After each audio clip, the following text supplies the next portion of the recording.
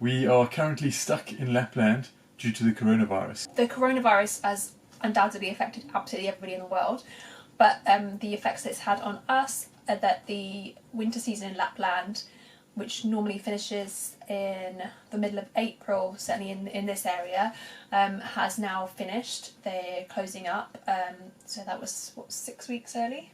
6 weeks earlier. I'm sure it's devastating for the businesses here. There's only like 160 people in this town. The income is solely based on tourism.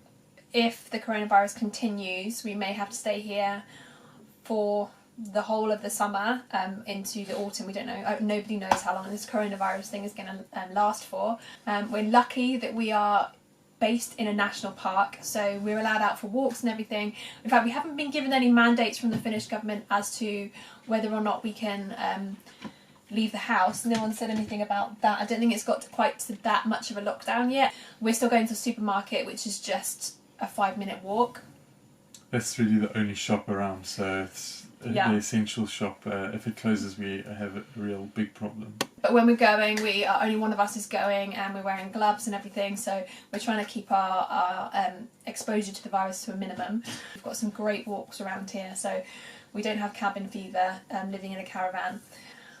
The campsite is one massive back garden for us. It's completely empty, so we're very lucky in that we are not confined and locked in like a lot of you guys in the UK are and in America.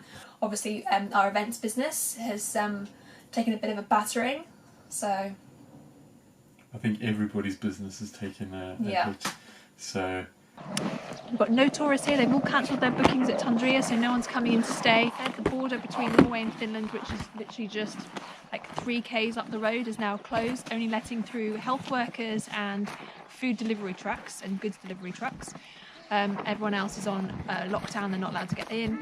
Norwegians are being fined, I think it's 1,000 or 2,000 euros if they break over the border. They've all been told to leave their country cabins and to go back to the cities because the hospitals can't cope with additional stress in those small rural communities where they've got their cabins, which means that all these Norwegian guys' cabins are all completely empty. We've literally got the entire campsite to ourselves. So we're just going to go to the supermarket and grab some food. We are not stockpiling, we are buying what we need when we need it.